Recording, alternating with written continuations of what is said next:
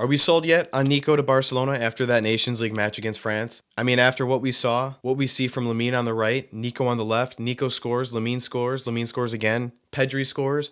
This could be an every single week thing for Barcelona. We all saw it, and if you didn't see it, watch the highlights. It was incredible to watch. What a crazy match that was. This did sell me a little more. I knew the talent that Nico possessed. I saw him in the Euro last year. I saw him against Barcelona the last couple seasons. I know that he's a good player. I think this definitely makes it even more clear about what we could see from him adding him to Barcelona. So in this video, I want to talk to you guys about Nico and the really interesting two transfer rumors surrounding him, why Barcelona should pursue him, what impact this has on Raphinha, plus a little more. Before we jump in, guys, if you guys are new here, welcome. If you guys are not new, welcome back. I cover all things Barcelona, from match recaps, player analysis, transfer rumors, news, plus my thoughts, opinions, and more. I'm on the road to 10K. We're super close. So if you guys want to help me out, that would be great. And then after that, the big goal is 20K subscribers. I think we can do it. We're on a roll right now. That's my big goal. If I can hit that, I think I'll do something ridiculous like bleach my hair, shave my head. So at 20K,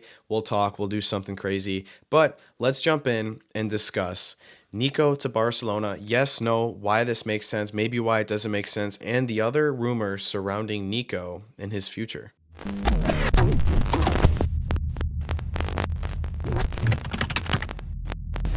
So if you watch the match, great. If you didn't watch the match, watch some of the highlights. You can see how advantageous it is to have someone that can do what Lamine Yamal can do on the opposite side of the pitch, especially in those moments against teams that play very deep, low block, and it's hard for players like Raphinha to really penetrate and be successful, i.e. the Inter match, when he was not able to really get involved in the match whatsoever. Inter played that really well, and unfortunately, Raphinha suffered the consequences. And I think having a player in those moments like a Nico can make all the difference in the world, and it makes Barcelona that much more dangerous.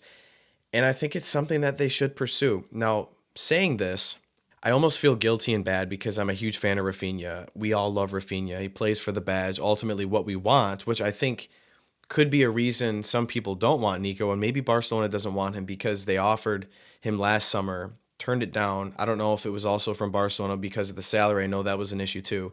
But why would you want someone, especially Barcelona?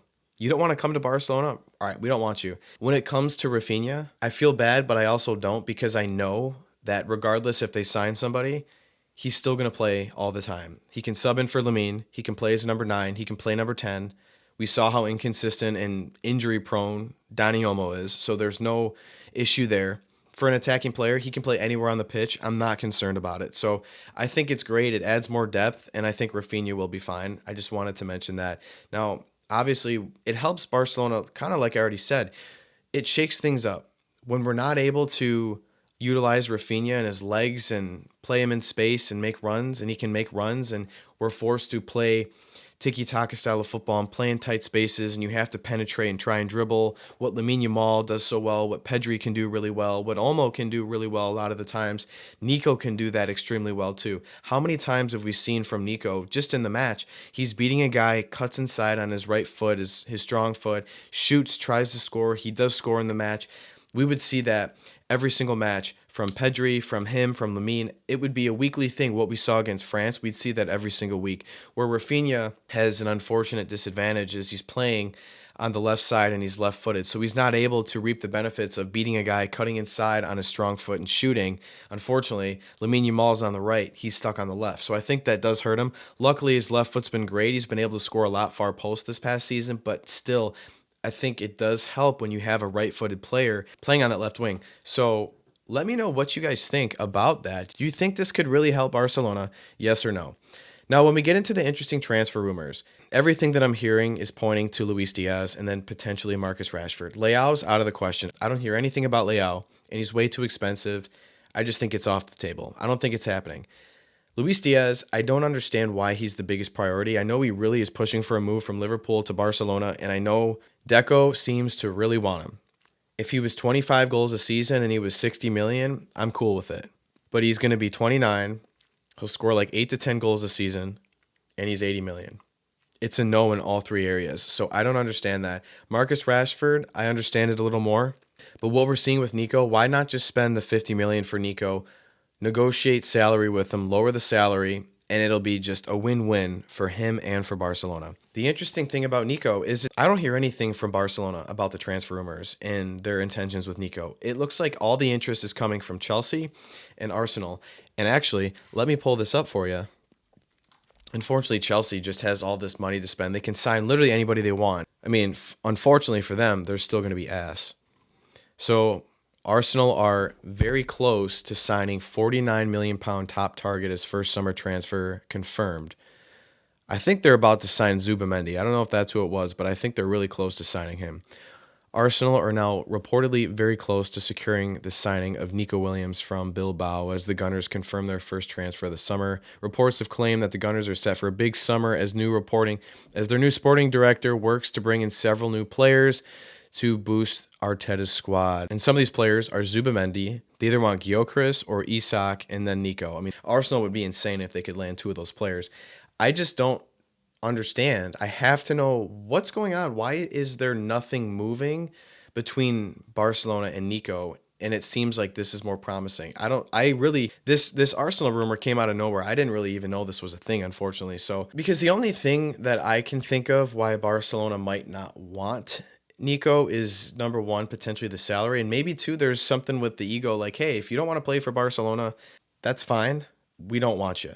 Or you denied us last summer. We don't want you now. I mean, I feel like I could be the same. But if you're Nico Williams and you want to take that next step, why would you not take it to currently the best team in Spain?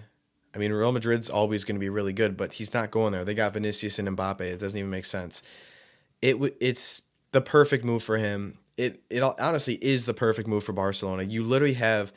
You're playing with basically the Spanish national team with a better defense, and you're adding Frankie de Jong. So I don't know what else to say. I don't know how there's not any movement on this, why there's not any movement. They haven't come out and stated if they're interested, if they're not interested, why that might be. So I guess we just sit and wait and see what can happen. Obviously, Bilbao still wants Nico. They think they're building a winning culture and a winning team. Let me know what you guys think about this down below. Do you think Barcelona will end up trying to actively pursue Nico? If no, why do you think they won't?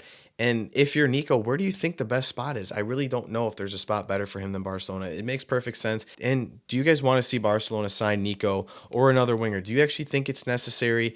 Let me know what you guys think about this down below. If you guys enjoyed the video, feel free to drop me a like or subscribe to the channel. I appreciate the support, everyone. I'll see you guys back here next time. Peace.